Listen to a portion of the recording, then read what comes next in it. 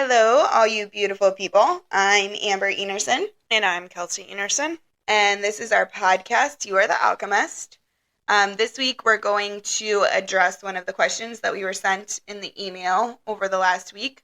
The question was just a little bit more details on the 90-second emotional movement through your body and how to give yourself time to do that, as well as how emotions feel in your body. So, I know that the way that emotions feel in your body is going to be different for everyone. I have different reactions to different emotional feelings, and my sisters are different. Everyone's going to be a little different in that area. But a lot of it is, just cultivating that self awareness and giving yourself time to kind of reflect. And if you feel yourself like emotionally activated, just giving your brain kind of time to catch up with your body and just kind of allow it to move through. Yeah, so like anxiety, for example, when I get hit with anxiety, I get this, like sometimes I can't take a full breath. It seems like I can't, like I'll inhale and I can't get enough air. And it's like that game you play when you're trying to make yourself yawn so you can get like a full deep breath. I don't know if anyone else experiences that. And I kind of get this feeling like I've got to get out of here. I've got to get out of here. Like almost a claustrophobic feeling, but I could be I could be outside, and like there's nowhere for me to go, but like I feel like I need to escape. Um, and like I get, sometimes I'll get cold sweats. I'll start shaking, bouncing my leg. Whereas like my wife, when she gets anxiety, she has these like little I don't Like I ticks? don't want to call them, yeah, I don't want to call them ticks, but like she'll fidget, like she'll like rub her fingers together, her like thumb and her index finger. She starts rubbing her fingers together, or she'll start grabbing. For instance, when I'm driving, she likes to grab anything she can get a hold of because she gets really bad anxiety when I drive. Um, or she'll get really quiet. Um, and like it's not the same. It doesn't look the same for everyone. And something that I never really knew how to do for a long time to address my anxiety was coping mechanisms. I relied on medication a lot. So Yeah. like when I first started getting anxiety, a lot of the times I would just go into a panic attack because um, I didn't really know what anxiety was when I first had it, because we didn't have a lot of education about that kind of stuff. Um, and we had no idea how to address it, so I kind of just felt like there was something wrong with me. Um, so I would start having panic attacks, couldn't breathe, like when you see in the movies where they need like a paper bag. Yeah. I never Hyperventilating. I never had that. I never used like a paper bag, but like it was like that. And I would just like start freaking out, and I would start snapping on people. Like that's another thing that I do when I'm really anxious is I start snapping on people. Um, I don't want anyone around me. I just want everyone to leave me alone. I get I get very irritable. I get angry, Hmm. but it's because I can't control what I'm feeling.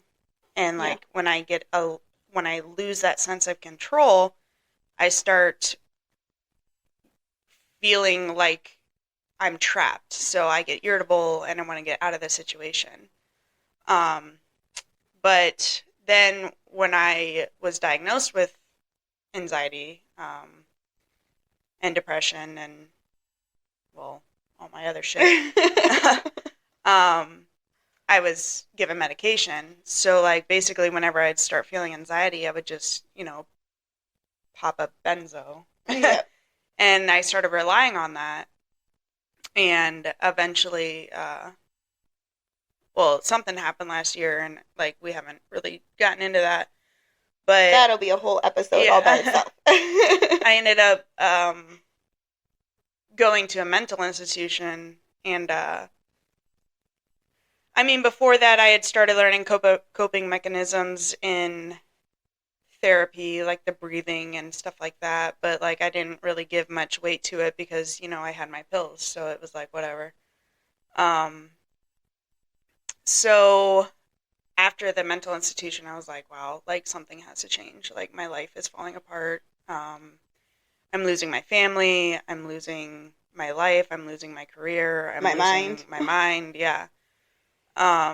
So I started reading a lot of like self-help, but not like the cheesy stuff, like actual like people that experience things. And I started journaling a lot, like trying to figure out who I was and where the anxieties came from. And I started like letting myself actually dig deeper in therapy, like instead of just scratching the surface of things.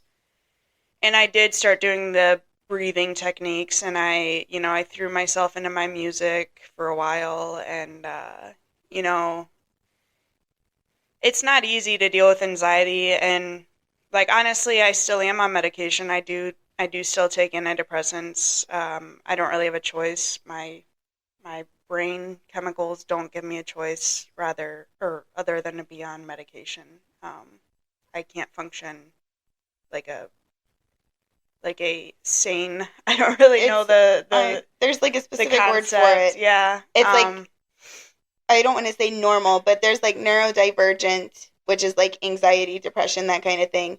And then there's like neuro something else, but I can't remember the phrase, which is like normal people brain. Like right. So yeah, so I still am on medication. So if you are struggling with the thought of being on medication, I just want to throw out there like there is absolutely nothing to be can't think of the word. hesitant or But like guilty, feeling yeah, guilty or guilty, shameful. shamed of like some people just need it. Like it's not there's nothing wrong with you. Like I, my psychiatrist was talking to me one time because I hate the fact that I'm on medication. And I would tell him all the time, I just want to get off the medication. What do I have to do to get off the medication? He was like, Kelsey, why do you feel like you have to get off the medication? He said, mental illness is just like any other illness. He was like, would you go up to someone that had diabetes and tell them, hey, you need to get off your medication? Like, mental illness is an illness just like any other illness. It affects your body, it affects your mind, it affects your capability to function just like any other medical diagnosis does. And that really put things into perspective for me because um, I always thought there was something wrong with me because there is this stigma of mental health. It just is. There's a whole group of people that think that mental illness is just made up and it's just an excuse and it's just a reason for people to whine or a reason for people to not be able to deal with their lives. And it's bullshit, obviously. Like there is obvious like it's scientifically proven that it is a thing, obviously. But I struggled for a very long time and I finally accepted like I do need medication. There's nothing wrong with it. And it does help keep my anxieties under control. But I do still need that like coping mechanism because like my anxiety still does come up in like more stressful situations. And a lot of times I just have to step away from the situation and like give myself that clarity and I try to ground myself and just like think of Safety. the issue at hand and if it's going to matter in 10 minutes or if I'm just freaking out because of something that happened in the past. And that's another big thing. Sorry, I'm like Going on a rabbit trail. That's okay. That's okay. This is just like where I'm super experienced. So like identifying where those anxieties come from is a huge thing.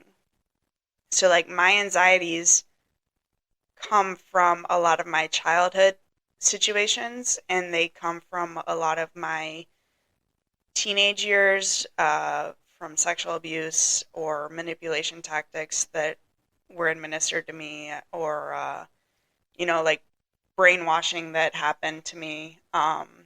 And sometimes I have to take a step back and be like, okay, is this a situation that is triggering my past, or is this a situation that, like, right now my body is telling me something is wrong and you do need to be anxious? So that is a huge part, I think, with anxiety and dealing with the emotion of anxiety. Or I don't even know if anxiety is an emotion. And anxiety It's a reaction.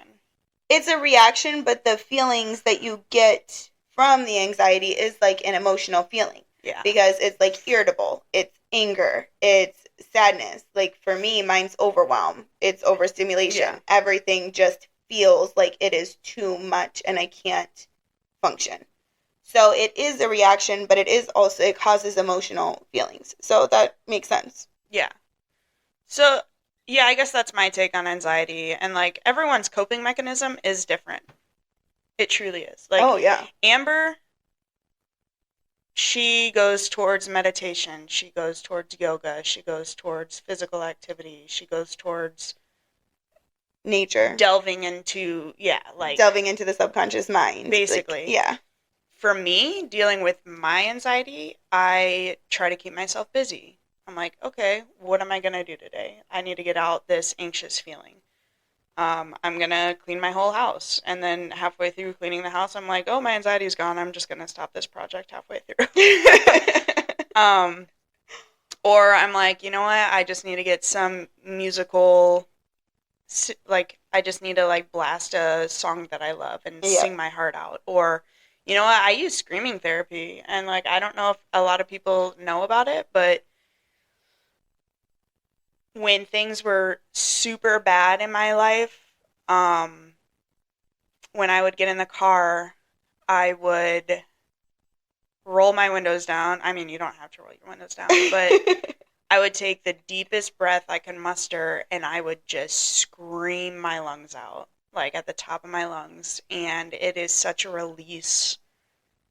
Even if you're sad, if you're mad, if you're happy, even, like, it brings on those emotions that you need to release. And, like, sometimes I would scream so hard that I would, like, it would trigger that emotion of, like, okay, this is what I need to be processing right now. Right.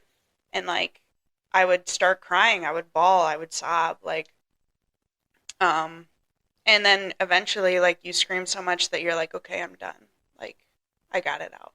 Mm-hmm. So, like, there's so many different types of coping mechanisms, and you just have to figure out what's right for you. And that kind of trails back into, like, the 90 seconds of processing. Like, when Kelsey goes out and steps away and takes that time to say, okay, like, where is this emotion coming from? Is it from the past? Is it from a situation right now? Is it going to matter in 5-10 minutes? That is taking that 90 seconds for your mind and your body to kind of get back in alignment, so that you can allow that emotion to process through your body instead of getting trapped somewhere. It's like when you push it down and say, no, like, I'm not dealing with that right now. I can't deal with that right now. That's when that emotion could get trapped. And then also for me, like, processing emotions for me is like a 2-step process. I will do something in the moment to, like, recognize the emotion, similar to what Kelsey does. I'll say, okay, like, is this coming from right now? What do I need to give myself right now? Do I need to run? Do I need to scream? Do I need to meditate? Like, what can I give myself right now to help me process this in the moment? And then later I will go back and reflect and journal through it. And then I'll journal through, like, what has happened in the past that contributed to it. What has happened recently that triggered that memory from the past? And what can I do with this knowledge that I have of this emotion in order to deal with it, process it, heal it, and then move forward in the future. So that's kind of like the 90-second process for me. The 90-second process is in the moment, and then later I'll do, like, the deep dive. And then along with, like, the anxiety, there's also so many other emotions. There's anger, there's sadness, there's joy. There is even, like, depression. that can be an emotion if it's not a chronic state. And each of those emotions feels different in your body or will be at a different location in your body. Like when I am angry, I'll start feeling it in like my lower arms. It's just like a burning sensation in my lower arms that just moves its way through my entire body until it gets to my head, and I'm like, I have to do something to get rid of this anger right now. And that's a lot of times where if I'm not conscious of what is going on, I will react or I'll overreact or I'll yell. A lot of times it's with my kids. Like I'll be angry and I will yell at them, and yeah, that is a release and it gets that anger out, but the anger was never directed at them in the first place. Or like my anxiety it starts in my chest. Like my chest will get so tight and constrictive, and then it'll like start closing up my throat, and then it'll get like really fuzzy in my head. And eventually, if I don't deal with it, I'll just have like a sobbing. I'll just sob because there's like nothing I can do about it. Right. For me, sadness is like my chest closes up, or not my chest, my throat will close up. I won't be able to speak. Almost like that feeling when you're like choking back tears. Yeah. But I'm not actually choking back tears. It just is my throat like closes up, and then it just moves through your body, and it just makes my body feel super heavy and like I can't move. Depression, I haven't had a lot of experience with that. I don't really know what that feels like. Kelsey would be able to explain that in a minute. Like joy, excitement, it's normally like a buzzing, but in like a good way. Like I just want to jump around, or I just want to like run in a circle or spin in a circle because I'm like happy and excited. And one thing to keep in mind too, when you're like noticing how emotions feel in your body, is that anxiety and excitement are very similar in how they feel. Like, but excitement for me is more like a nervousness, whereas anxiety for me is more like an out of control mosquito in my ear that won't stop, if that makes sense. Yeah. So it's like agitation and excitement. Agitation is more anxiety, excitement is more, or nervousness is more like excitement. Depression. Yeah. If you want it. Do you want to go into that right now? I'm thinking. So depression looks different for a lot of people. A lot of people can get to that point where they just can't get out of bed. They can't do the dishes. They can't clean up after themselves. They start calling off work. They just can't regulate their life. For me, that is not what I get. Depression comes with a lot of anger and resentment for me. I can do my daily tasks, not as well. I do slack off a little bit when I do get in a depression. One of the main things I notice when I'm getting in depression, when I know it's coming is when I start binge buying. Seriously though, like I will go on like an online shopping spree because I'm trying to get that dopamine effect. Yep. The reward system. Because what happens when you get depressed is like you're not getting enough of those like happy chemicals released into your brain. And like when I buy something, it's like, oh, I like this, I want this, this is going to make me happy, but it's only for a second. It's a fleeting moment of happiness. And so I just start buying things because like I keep wanting that happiness. But eventually it gets to the point where that's not enough. It's just a Band-Aid. Then I usually get very apathetic. I don't care about anything. I don't care about what's going on in my life. I don't care. I'm just like, yeah, whatever. Let's do whatever. I don't care. It's almost like a numbness kind of. I mean, like I'm usually kind of like that anyways. I'm a very go with the flow. Like, yeah, like whatever you want to do. Like I'm cool with that. But like it's different. It's like a not an agreeable numbness. I literally do not care what happens in my life right now. Yeah. Like I could lose my job right now and I do not care. I could not wake up tomorrow, and I do not care. Like, there is literally no emotion. Okay. I just check out completely, and it's almost as if I'm on autopilot, and I just, like, I know exactly what I have to do, so I do it, but there's no person behind it. I'm a shell. Okay. And then usually it turns into anger, like, no one understands me, you don't get it, the people around me don't experience depression the way I do, so I start lashing out at that, like, you're not here for me, you don't support me, but in reality it is, I feel alone. I am lonely. So while there's a huge support system in my life, and when I am thinking clearly, I know that those people are there for me and they do everything in their capability to help me. When I am depressed, I feel like there's absolutely no one there, but it's only because I am lonely. I am lonely in my depression. Yeah. And I mean, it's a terrible phrase to say, but like, misery loves its company, basically. Right. Like, that's kind of how it feels.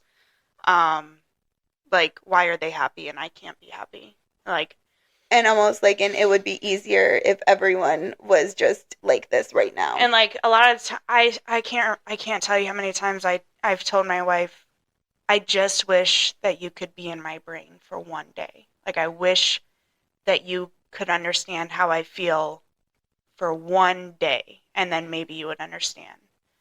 And like, that's not fair. It's just not fair to anyone to say that. Like, because like other people have shit going on in their lives too. And I remember a week or two after I got out of the behavioral health psych unit, whatever you want to call it. I called Amber. It was like 2, 3 in the morning. I had just gotten off work, and I was sobbing. I called her and I was like, I can't feel happy. I don't know, like, I don't know what happiness is. And I just kept saying over and over, why can't I feel it? Why can't I feel it? And that's what depression is for me. I do not have the ability to feel joy. I do Right. not have the ability to get excited. I do not have the ability to get any entertainment out of anything. I could be watching the most hilarious thing in the world and I will not crack a smile. I will not. There will be nothing responding in my body. And that's not how it looks like for everyone, but that's like what I experience with it. As far as like what Amber was explaining with sadness, I can't really pinpoint how I feel when I'm sad. I think that's one that I need to work on. I kind of cram down sadness because I don't like the feeling because it kind of feels a lot like depression to me, and I kind of push it away because I don't want to get in a depression. So and like honestly, I it sounds bad, but like I've been through a lot of shit in my life, so not a lot of stuff makes me that sad because I'm Right. just like, it could be a lot worse. Like, for They me. actually, funny that you mentioned this. Like, I will go back to that, but it is in a neurodivergent brain. It is almost impossible for a neurodivergent person to have sympathy. We can have empathy, but we can't have sympathy because we've been through a lot of shit in our own minds. Like, Yeah. our minds are our worst enemy, and there's nothing we can do about it. So it's very hard for us to see something that is like, really, like, that makes you sad. That doesn't make me sad. And I do align with that. Yeah. Unfortunately, like, that is extremely true. And I dislike that about myself. But yeah, like, even last night, my daughter fell and scraped her knee, and oh my God, it was the end of the world. I shit you not. My daughter screamed and cried for 30 minutes. I'm not joking. And the whole time I was just thinking, why? Yep. What the fuck? Like, it was the tiniest little scratch, and I know that it did not hurt that bad. Like, I Right. know that it didn't, but, like, She needed that she emotional needed support. yes, and Yeah. I was digging down so deep, and I could not. There was nothing. I had nothing. I was in my head. I just kept saying, like, get over it. Like, you're fine. It's not that big of a deal. Like, Mhm. you didn't break a bone. You're good. It's just a little blood. What's the big deal? Well, and you've broken bones and didn't have that Yeah. reaction, so even that one wouldn't Yeah, like, really. I literally broke my wrist and never cried. Like, so it's just, I really don't like that about myself, but it is true. I have a very hard time feeling bad for people. And Yeah. like Or like the sadness. and like a lot of times I don't go sad, I go mad. And that, like, honestly, that's also another good point because a lot of times you will lean more towards the emotion that was most acceptable when you were younger. Right. So like, and I wanted to hit that because the email that we got mentioned Something about anger, her partner. the partner, yeah, only feels or says the partner says they only feel certain emotions. Right. And that does, in my opinion, have a lot to do with the nature versus nurture thing. Mm-hmm. Depending on, and I don't know how this person was raised. I don't know what the circumstances were around, but it can have to do with what was okay and what was not okay in the household. Yeah. Or what was expressed and not expressed. Right.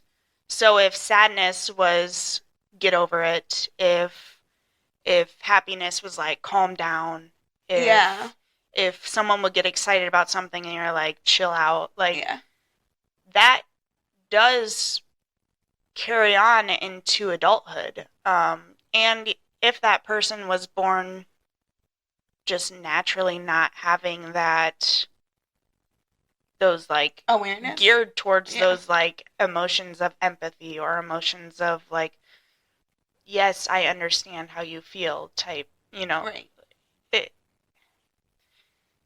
And I don't want to go like into gender roles or anything, but males do have a different upbringing and not as much is acceptable. I really don't like going here, but like a lot of boys aren't allowed to show emotions in general, quote unquote girly emotions. Yeah. If they get sad, if they get upset, if their ice cream gets knocked down and they cry about it, they're like, get over it. You're a boy. Like, boys don't cry. Yeah. And that does have a lot to do with it, unfortunately. Yeah. And like some girls are raised that way. We were raised that way. I was gonna say we're not gonna exclude no, the females. We do. From that I am either. not excluding females at all because we were raised that way. But it is more of a stigma. It is a huge stigma with males, and if you see a guy crying in public, everyone gets extremely uncomfortable. I get uncomfortable. I get uncomfortable with anyone crying in public, but I need to help that person. But that's how I am anytime I see crying. But a lot of people get uncomfortable when they see a man crying because it's just not what you see every day. Socially normal. That's just not. Why is a guy crying? That's weird. It's not. And for me, any kind of any kind of weird or uncomfortable situation, or if anyone's feeling any type of emotion that's not I don't want to say normal, but if you're not okay, I get uncomfortable. If someone is upset, I just kind of avoid the situation because I don't know what to say. But that's how I used to be, but now I'm realizing that I can have that empathetic side to myself the more that I'm understanding mental illness, Yeah. And a lot of it too is you are now more aware of your emotions than you were before. And because you have taken the steps to heal yourself after, once you realize, hey, there is something that I can do to help with this, then you start becoming more self-aware. When you really start listening to your body, you will start to identify other emotions. Like me and my sister were great with anger because anger, like that emotion was always acceptable. It was always understood. It was always like, okay, like you're angry. That's great. But like if we were sad and why we were sad didn't make sense to somebody else. I mean, we weren't technically allowed to be angry. No, That's but just if what we we grew showed- up with. That And anger, if we showed anger, it was more accepted than sadness. anger was always in our household. Yeah. And then, like, a lot of stuff, too, like love and affection. Like, it takes a long time to recognize what all of that feels like. Like, you can know that you're loved, but not know what it feels like to feel loved. For me, it's just, like, gratitude and amazement. And I'm like, oh, my God. Like, I feel fantastic. That's, like, love to me. But it took a long time to learn how all of those things felt. Yeah. And a lot of reflection to be like, okay, like this is how I'm feeling right now. Why am I feeling this way? And then you can kind of make those connections, Yeah. which is really how you learn to identify how emotions feel. And depending on like how you grew up and what you saw, like if your parents were together, what their love consisted of, or what you thought love was between parents, or like in my situation, with my first like real, what I consider my real relationship was not love. It was manipulation. It was fucked up. It was.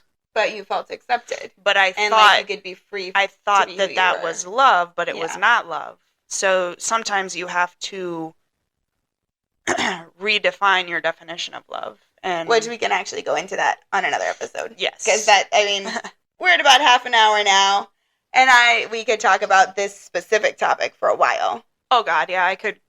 Because it is. Yeah. Once I get on any of this stuff, I could probably go on forever. But there is redefining what you see as love is definitely something that will affect how you relate and how you feel it. And also just redefining what most emotions feel like or understanding what they feel like. I think the biggest takeaway from this episode is emotions do look different for everyone, and identifying which emotions are which is the hardest part. And I do want to say, and I know a lot of people don't like it, therapy is huge. Yep. Therapy is extraordinary, but you have to find the right therapist. I have been through 4 different therapists, and I finally found one that is good for me. It takes time. You can't just give up after the first one. Which is what I did. Yes, which is what Amber did. And she tells me all the time I need to go I yell back. at her all the time. It's hard to pinpoint emotions if you have not been raised to understand your emotions. If you have not been taught as a child what emotions are and how to identify them, as an adult, you are not going to identify them. You're not going to know what they are. You're going to confuse the 2 or 3 or 4 or 5 that you're having. Or 800,000 million. Yes. So it's different for everyone. Some people feel certain emotions, some people don't. Some people push down their emotions, and their emotions are there, but they just don't want to recognize them, so they get rid of them. And that is what my wife did for an extremely long time. It's also what I did for a very long time because it was easier. And I can relate to the email that was sent to us. Your partner, that was my wife, and I was you. And unless your partner is willing to make the steps to acknowledge the emotions and learn how to feel those emotions, there is nothing that you can do to make them feel that way or to help them understand what an emotion is, because their mind cannot wrap around it if they have never recognized the emotion themselves. They also have to be, and this goes for everyone, you also have to very much be in a space where you are willing to face things and you're Yes. willing to see them. If you or your partner, friends, family, if you are not in a space where you're willing to learn or you're not in a space where you're capable of it even. Sometimes people literally can't. Like, it takes a lot of work to get to a point where you are ready to dive deep into yourself and figure yourself out. Yes. So that is also something to keep in mind. It cannot be something that's forced. No, and that's what I'm saying. Like, you cannot force someone to acknowledge what an emotion is, and it takes a lot of patience. It's taken me and my wife years to get to a spot where we acknowledge that her emotions are not the same as my emotions, and they feel different, and she cannot face certain emotions, and she's working on it, but it has taken a lot of time, and I have to be patient. Yep. Patience, love, communication, and offering them the help or whatever it is that you can, the support, but allowing them to come to you when they're ready, not trying to force it on them when you're offering it to them. So, I mean, I think for this week, that's a pretty good. Yeah. That's quite a bit of information. If there is anything else you guys want to know, we do love getting emails. I love hearing your guys' opinions or what you need, because we're just going off of our cuff here. Like, it's just whatever comes up for us during that week or like that day is what we talk about. So if there is anything. Amber literally comes to my house and I'm like, what are we doing today? And then we just. Yep. So if there is anything, we do love getting the emails. We love the feedback. Share this show with anybody that you think might be able to benefit with it or benefit from it. And the email is phoenixinnerhealing2022@gmail.com. Peace out. Until next week.